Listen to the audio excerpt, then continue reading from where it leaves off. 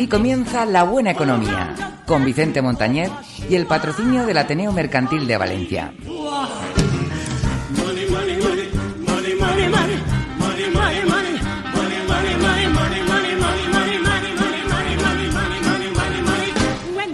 Y 11 minutos, arrancamos La Buena Economía con el patrocinio del Ateneo Mercantil de Valencia y con Vicente Montañez, que lo tenemos aquí ya, que la semana pasada no lo pudimos tener en persona, pero sí que entró por teléfono a la conferencia. ¿Bien, Vicente? Muy bien, magnífica. Estupendo, nos alegramos.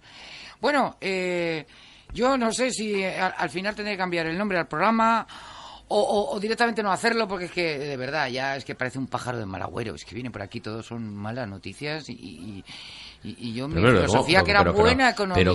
Pero ¿cómo me dices que parece un pájaro de mal agüero? Por Dios, ¿lo dices porque vengo de negro? No, viene muy elegante porque tiene una comida por ahí, tiene un evento. Pero, hijo mío, es que de verdad, voy a empezar por una que tampoco es que sea una maravilla, pero bueno, por lo menos estamos mejor que Italia. Y es que la prima de riesgo de Italia duplica ya a la de España, que está, o sea, es una mala noticia para Italia. Pero bueno, que comparándonos con ellos, pues fíjate, 2 años atrás, en el 2016, Italia mantenía un diferencial favorable de deuda respecto a España. Y sin embargo, pues hoy no solo se queda lejos, sino que también se aleja incluso de Portugal. O sea, Italia está bastante mal y por lo visto es por esta alianza de gobierno que tiene en Italia, que es pues el Movimiento 5 Estrellas, la Liga Norte, encabezada por Matteo Salvini, y bueno, pues que son populistas y euroescépticos. Efectivamente, sobre todo euroescépticos. Esto es básicamente lo que está haciendo que la prima de riesgo esté un poquito descontrolada. Vamos a ver, yo creía que era importante abordar esta noticia porque al final, en un mundo globalizado, cuando veas las barbas de tu vecino cortar, por las tuyas a remojar. Es decir, aquí lo que nos está dando es una pequeña alerta que ya la tuvimos en su día con el caso de Grecia. ¿Qué es lo que ha pasado básicamente? Lo que nos viene a sugerir es que no haya gobiernos populistas en ningún país. O sea que, atención en España. Vamos a ver, no es muy fácil. Y además aquí en España es práctica habitual y sobre todo por parte del gobierno, cada vez que tiene que dar una mala noticia, darle la mala noticia a Bruselas, pero no reconocer aquellas cosas que Europa hace por nosotros y que nos hacen estar bastante mejor que si no estuviéramos dentro de la Unión Europea.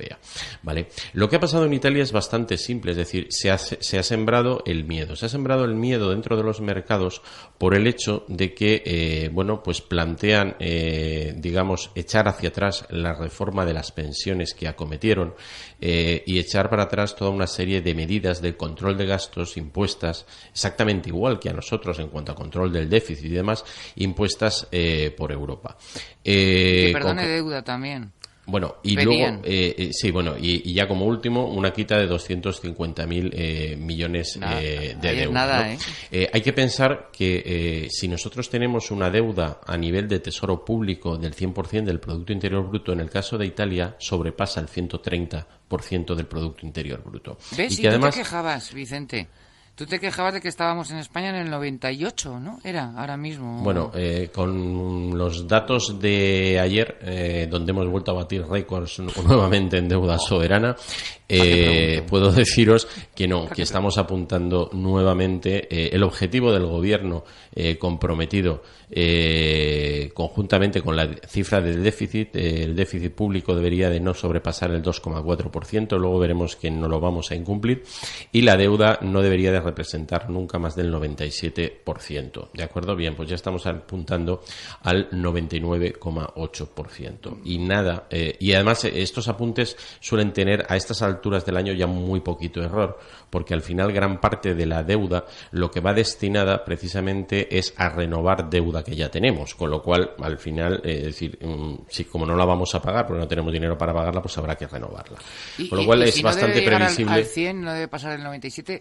¿Cómo demonios sobreviven en Italia con un 130? Bien, vamos a ver. Es una barbaridad, entonces. Sí, ¿no? Bueno, sigue siendo una barbaridad. Lo que sucede es que lo importante, mira, cuando hablamos de términos de deuda, es un poco como en las familias. Es decir, para una familia modesta puede ser mucho dinero tener una hipoteca pues de 600.000 euros, y vemos, por ejemplo, que para algún político de este país, pues el contraer una deuda con una entidad financiera de 600.000 euros parece ser que no es ningún problema, y hasta que le sale muy barato pagarla todos los meses. Bien, cachondeo aparte del señor Iglesias, que no es para menos, esto es así. Entonces, el componente básicamente, que es, bueno, los ingresos y sobre todo la capacidad que uno tiene en cuanto a solvencia. Entonces, es cierto que por el tejido empresarial que tiene Italia, tiene capacidad de afrontar mayores ratios de deuda a igualdad de volumen de Producto Interior Bruto. De cualquier modo, ya hace mucho tiempo que está sobreavisado de la situación, y no es nada cómoda y no es nada fácil. Esto es lo que precisamente ha provocado que lo que ellos plantean, esta famosa liga, es ni más ni menos que incrementar el gasto público, ¿de acuerdo? En la medida en la que alguien plantea incrementar el gasto público, los inversores empiezan a ver que probablemente no cobren o que puedan tener problemas a la hora de asegurar los cobros de los vencimientos que tienen pactado con el país, y por tanto pues la gente se fía menos, y si quieres dinero lo tienes que pagar a más caro. Fíjate, ese es el motivo. Llegó a rozar la prima de riesgo en Italia los 160 puntos, nada menos. Sí. Parece que luego, con el paso de las horas y tal, se empezó a relajar. Los que entendemos un poco del tema, esto no nos dice demasiado, porque también es verdad que hay un tal señor Mario Draghi del Banco Central Europeo que no puede tener las primas de riesgo muy disparadas, y probablemente ese movimiento cercano hacia las últimas horas de la mañana venga originado por una orden de compra por parte del Banco Central Europeo, con lo cual, o sea, que decir, en estos momentos para contener precisamente que las primas de riesgo no se eleven excesivamente, porque además es algo que puede desestabilizar la zona euro con bastante facilidad. Con lo cual, es decir, hay que estar muy pendiente de lo que está pasando en Italia, sobre todo por una sencilla razón, porque la propagación de una crisis de deuda soberana en Italia impactaría rápidamente sobre España, básicamente porque nosotros tenemos muchas inversiones y gran parte de los capitales italianos están apalancados con capitales españoles y por entidades financieras españolas. Entonces se puede complicar. De momento calma, ¿vale? Pero la lección o la lectura es muy clara. Ojo, cuando tomamos medidas políticas que suponen el incumplir los objetivos de Bruselas y que por tanto nos podemos desfasar en el gasto público, porque puede tener consecuencias, pues como estamos viendo en Italia, complicadas. Estamos ahora mismo en 77 puntos España en la prima de riesgo, que sí, tenemos una prima de riesgo muy contenida. Muy bien. Sí. Lo que me gustaría que me explicaras, porque dice, esta confianza ha permitido reducir, porque sobre todo pues por el crecimiento económico que ha habido en España, por que la crisis de Cataluña no está afectando tanto como se creía, las mejoras del rating que ha reforzado la confianza en los inversores, y dice, y esta confianza ha permitido reducir la rentabilidad exigida al bono español a 10 años con cerca de 20 puntos básicos. Eso quiere decir que cuando tú compras un bono español a 10 años vas a pagar un 0,2% menos. De interés. En estos momentos sí, el bono es... Pero entonces hará que, quiero decir, si no es tan rentable, pues los inversores comprarán menos, porque siempre buscarán los más rentables, ¿no? Para sacar más beneficio, ¿o qué? Es que no lo entiendo bien esto. Vale. No te rías. Como todo, tiene siempre un lado positivo. Es decir, para España país tiene una ventaja, y es que está comprando dinero muy barato. Es decir, la deuda en estos momentos no nos cuesta demasiado dinero. ¿Qué nos está costando? 28.000 millones al año en estos momentos, ¿vale? 34.000 millones, que no es cantidad pequeña, pero que pensemos que estamos emitiendo sobre todo las deudas a corto que nos pagan por tenerla, ¿vale? Desde luego, para el tenedor de esa deuda, cuando una deuda se paga muy poco, normalmente es porque ese país es muy fiable, tienes garantías de que te va a devolver ese dinero. Entonces, aún así, un bono a 10 años a un 2, algo % siempre es más rentable, ¿vale?, que lo que te va a dar una entidad financiera. Por eso sigue todavía teniendo atractivo, ¿de acuerdo?, esos bonos. Vale, ahora bien, dentro del mercado de capitales, ¿qué está sucediendo? ¿No? Porque yo digo, hay que subir los tipos de interés, porque si tú no subes los tipos de interés y eso concatena que todas las inversiones, sobre todo en renta fija, suban, al final los inversores se van a mercados que son más atractivos económicamente y empiezas a tener problemas de financiación, de que no encuentras quien te preste dinero para seguir refinanciando tu deuda. Ya. ¿Por qué esta situación se está produciendo? Porque Estados Unidos sí que ha subido el precio del dinero en estos momentos, está al 2,75 y tienen previsiones de subirlo al 3,5, ¿vale? A partir de ahí, su deuda también se paga más cara y corre el peligro de que muchos fondos de inversión en la parte de renta fija acaben trasladando sus inversiones de países de Europa a países de Estados Unidos. De hecho, ya está sucediendo, ¿vale? Siempre hay que buscar un equilibrio en todo esto. O sea que ahora el país puntero en vender, el que más interesa a los que quieren comprar deuda es Estados Unidos. Bueno, eso va en función también del riesgo que tengas. Es decir, te puedes comprar deuda de una república bananera. Es decir, probablemente te den mucho dinero. Es muy parecido a la bolsa, ¿no? Efectivamente, que pero los tienes bancos, mucho yo que riesgo. sé, Santander o BBV, saben que a lo mejor tienes menos rentabilidad, pero seguro que no pierdes dinero. Y a lo mejor una empresa... Sí, básicamente la única volátil, diferencia es que más- en vez de estar hablando de la deuda que emite una empresa, estamos hablando de una la deuda empresa que emite un privada. país. Claro, ya. Ya. Y luego Alemania, ¿no? Alemania de la zona de Europa, Alemania es la más- que tiene la prima de riesgo más baja y por tanto la que se está más financiando. Claro, ¿qué sucede también en estos momentos? Que el alemán le está costando dinero tener el dinero ahorrado. Fíjate. Ay, madre mía, complicado es esto, ¿eh? A mí la economía me gusta, pero a veces tienes que escucharlo dos veces. Hemos de pensar, y luego lo veremos, que todo esto viene fruto de una situación de crisis donde hemos tenido que, digamos, mantener artificialmente la economía vía inyección de liquidez. Entonces estamos moviéndonos en parámetros que realmente son anormales. O sea, lo lógico es que las primas de riesgo suban un poquito, lo lógico es que los tipos de interés pasen en torno a un 0,5, un 0,75 y que empecemos a tener una inflación en torno a un 2%, un 2,2%. Estos serían los umbrales a los que se pretende llegar a 2019-2020 en cifras macro en la zona euro si no pasa nada raro por el camino, ¿vale? Y nada raro puede ser cosas como lo de Italia, que podría generar un efecto cadena importante. Por eso yo estoy convencido de que el Banco Central Europeo ha salido directamente a comprar deuda italiana. Ya. Bueno, vamos con otra que es buena, sobre todo para aquellos que les toque la lotería. ¿Tú te ha tocado alguna vez la lotería? No me ha tocado nunca. Yo debo A mí ser de tampoco, los me gafes. cachi la mar. Pero bueno, igual es que estaba esperando la lotería a que me tocara más adelante porque entonces me voy a llevar más dinero. Y es que los premios de la lotería van a tributar menos a partir de este año.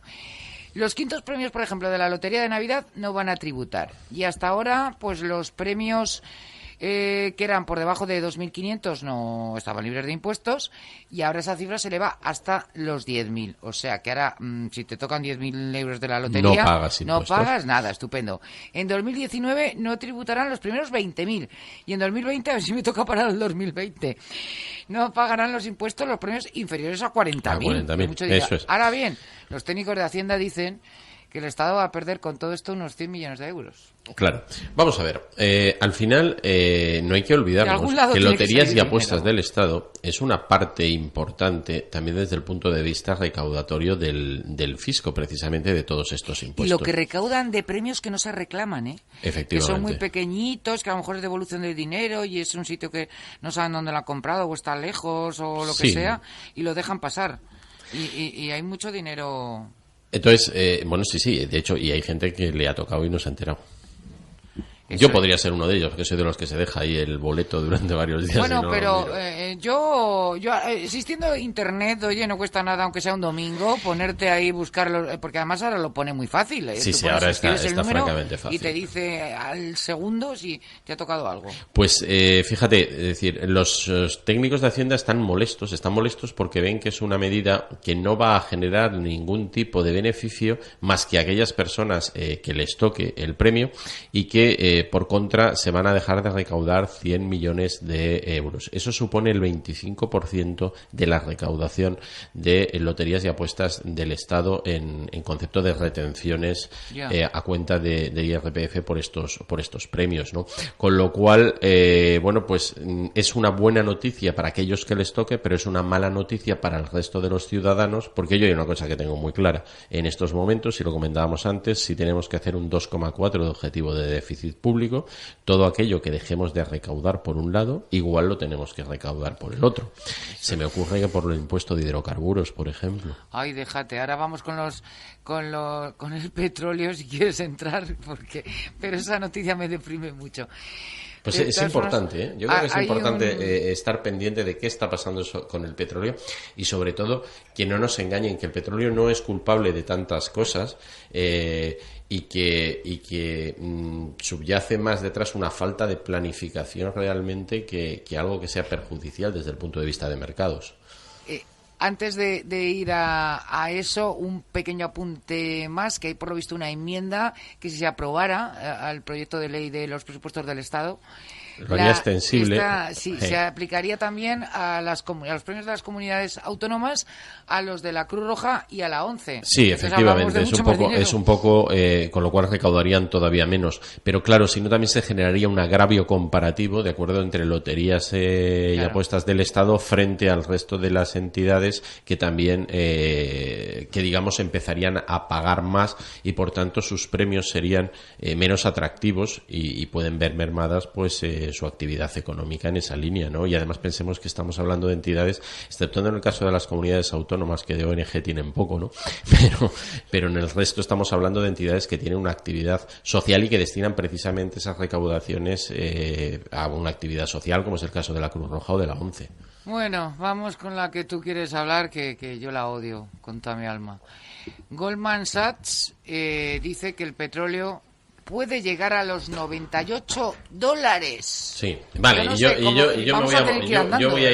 voy a ir un paso más. Voy a abrir la puerta que están llamando. Yo voy a ir un paso más allá. Es decir, no es que lo diga solamente Goldman Sachs, es que yo os aseguro que vamos a llegar a los $100 antes de final de año. ¿Por qué, Isabel, entiendo que es tan importante conocer qué es lo que está pasando con el mercado del petróleo? Básicamente porque al final nos está afectando de entrada ya en el precio del combustible y a partir de aquí, pues una segunda derivada en cuanto a incrementos probablemente del precio de los transportes, del precio de los fletes, etcétera, etcétera, ¿vale? Con lo cual ya vamos a tener un encarecimiento en determinados productos como consecuencia de ese transporte. Pero esto además tiene más derivadas en cuanto a lo que sucede con el precio del petróleo, ¿vale? Entonces, en primer lugar, es una buena noticia que el precio del petróleo suba. ¿Cómo que? Sí. No puede ser. Bueno, pues yo te voy a explicar por qué. Vamos a ver, cuando hace 2 años estábamos pagando el petróleo a $27 el barril, básicamente se pagaba ese precio porque no había demanda. Que no haya demanda significa que se está produciendo poco y en definitiva que hay poca actividad. Pero industrial, de transporte, sí. de transporte de mercancías, etcétera, etcétera, ¿vale? Con lo cual, esto es un claro indicador, el precio, la demanda del petróleo es un claro indicador de que existe una crisis económica. Pero en la medida en la que vaya subiendo el precio... De $27 a $100, es que eso no lo podemos pagar, yo de verdad. O sea, lo hemos pagado, ¿eh? Vamos a ver cómo va a estar la gasolina.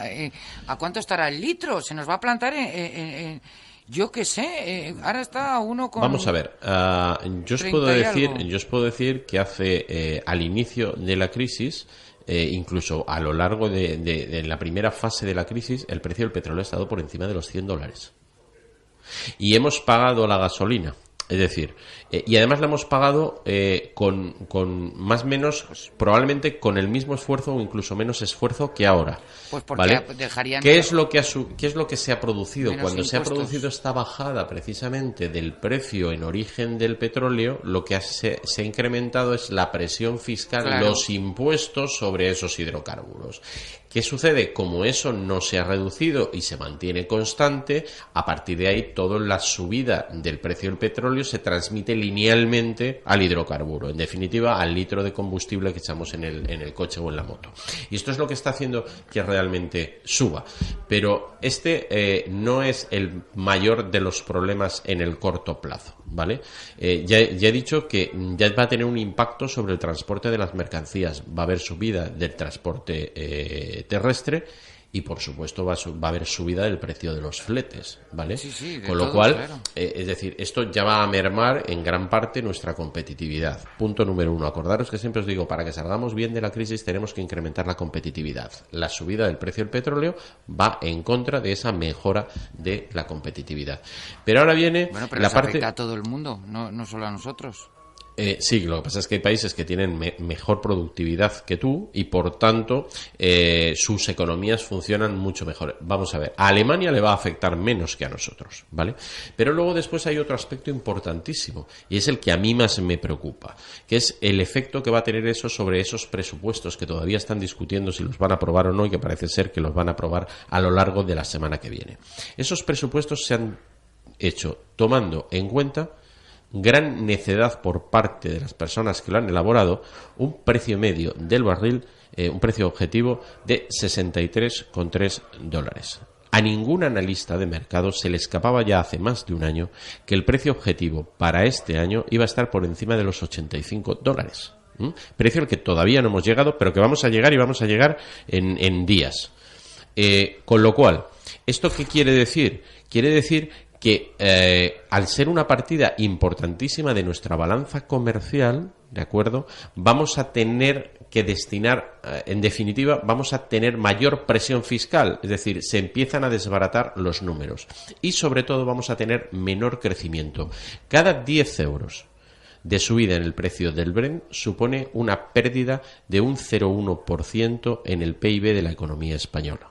Con lo cual, si el año pasado crecimos al 3,3%, solamente con este diferencial ya podemos asegurar, ¿de acuerdo?, que vamos a tener una bajada entre 0,5 y 0,6% en cuanto a lo que es, sin tocar ninguna otra variable, en cuanto a lo que es el crecimiento. Por eso, fijaros que frente al 3,3 ya se están dando cifras del 2,6, ¿de acuerdo? Y yo me atrevo a decir que otra variable que no se ha tenido en cuenta en los presupuestos, que es la paridad euro-dólar, el precio del dólar, que también está muy fuerte frente al euro y que nosotros el barril de petróleo lo compramos en dólares, no lo compramos en euros, ¿de acuerdo? Yeah. Pues va a hacer probablemente que este año la economía española se ralentice en torno al 2,3, 2,4. No lo vamos a ver esto hasta el tercer trimestre del año, porque en macroeconomía las cosas no pasan de hoy para mañana, pero esto lo que quiere decir es que, ojito, hay que empezar a revisar el control del gasto. Lo veíamos antes con Italia,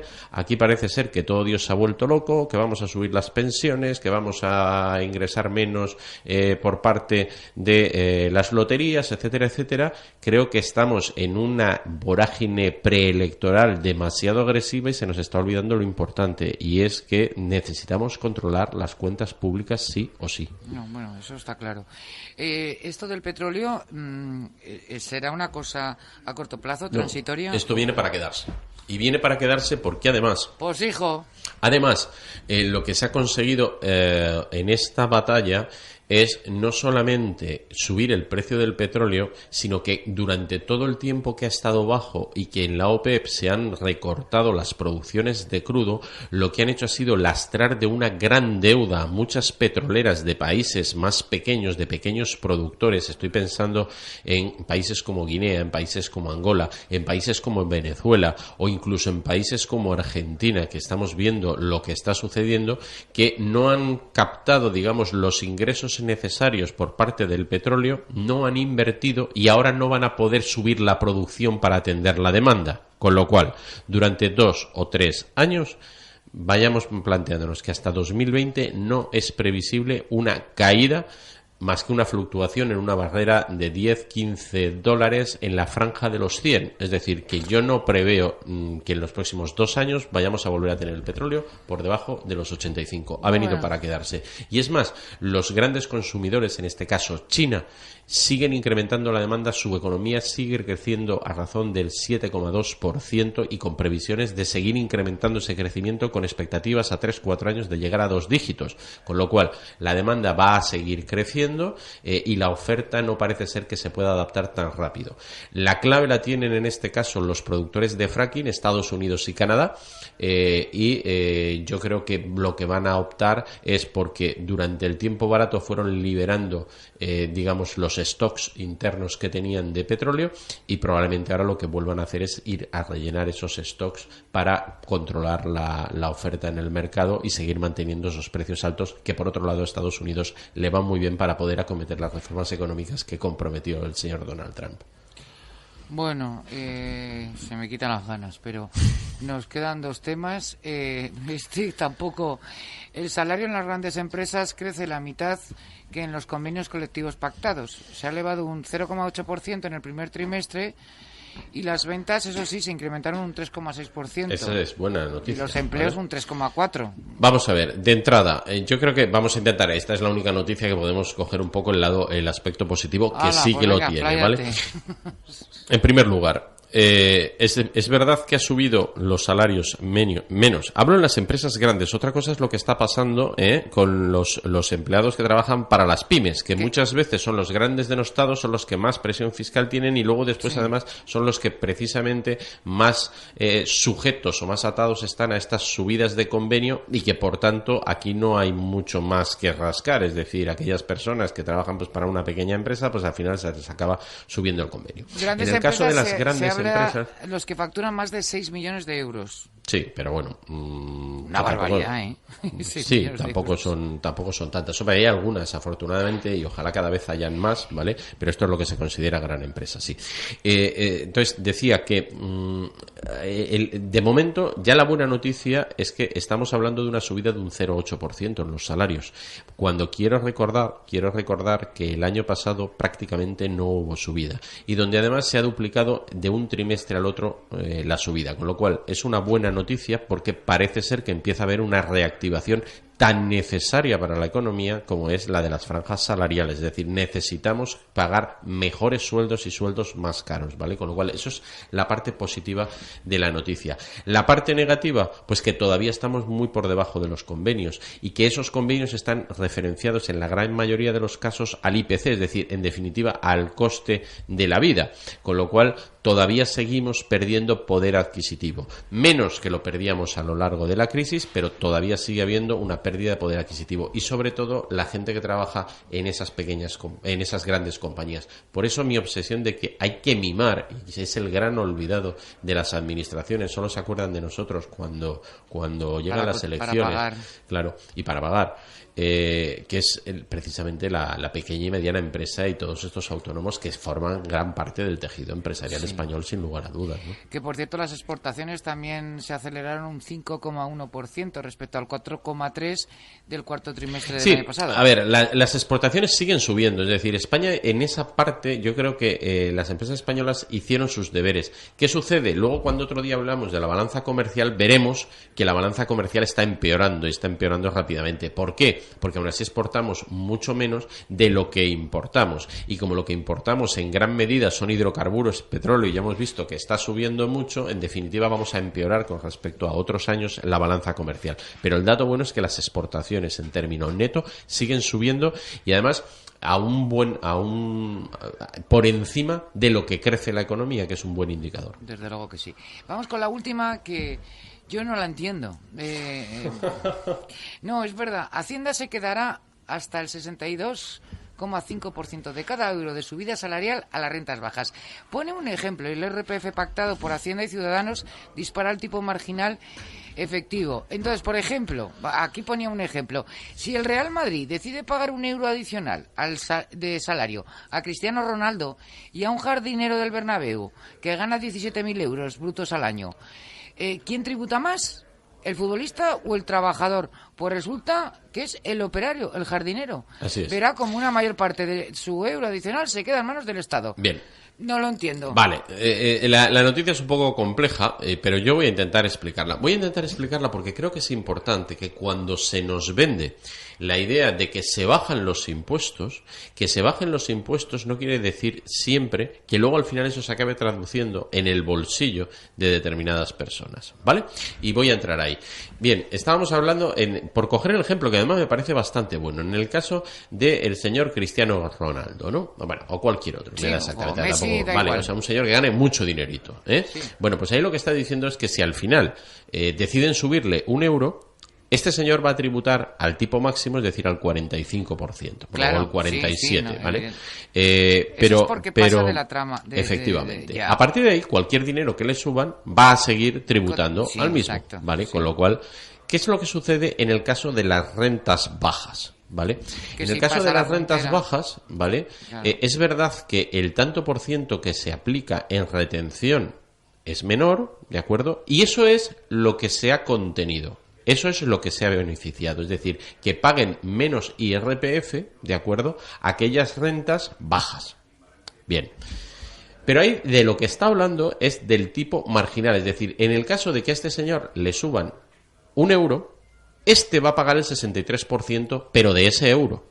Claro, porque pasa del tope. Hay unos Eso es básicamente porque para determinados tipos de renta se ha revisado la tabla de cotización del IRPF, pero no se ha aplicado linealmente sobre la fiscalidad del impuesto de retenciones del impuesto de la renta de las personas físicas. Con lo cual, es decir, lo que va a hacer este señor es perder determinado tipo de deducciones que en estos momentos tiene, y eso es lo que hace que de esos dineros que le incrementan, el dinero que pierde sea mucho mayor que si estuvieran los tipos altos de Claro, pero eso cotización. es por los parámetros que hay. Claro. Hasta tal dinero no se retiene nada, de tal a tal se Collejón retiene X. para Ciudadanos y collejón para Hacienda. Vamos a ver, no tiene ningún sentido que ustedes realicen medidas de titular de prensa, donde dicen hemos bajado el IRPF y no acometan una reforma de la fiscalidad y de la tributación de una vez por todas. Es decir, oiga, hagan la reforma, pero hagan la reforma en todo. También en el impuesto y en las bases de cotización del impuesto de la renta de las personas físicas. Porque ustedes lo que están haciendo es engañar, es decir, están ustedes bajando digamos, en esa retención, pero cuando luego el ciudadano haga su declaración de la renta para allá, para el 2019, se va a dar cuenta que va a pagar más. Ya. Con lo cual, en definitiva, esa subida se está volviendo en su contra y le está restando poder adquisitivo. Por eso me habéis oído muchas veces de lo importante y de la necesidad que tiene este país de una gran reforma fiscal, donde realmente se adapten los impuestos a las situaciones reales de cada una de las distintas economías, y que el señor que gana 17.000 euros pague de verdad menos que el señor que tiene una renta por encima de los 150.000 euros. Ya, pues bueno, ¿Lo he Vicente, explicado? con eso nos queda claro. Creo que te tenías que marchar. Ahora vienen nuestros contertulios políticamente incorrectos. Sí, yo os tengo que dejar. Estoy oyendo aquí a 2 o 3.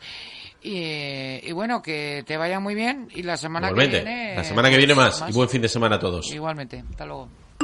Colegio Gran Asociación. Más de 160 años siendo el referente de la educación en Valencia. Atención.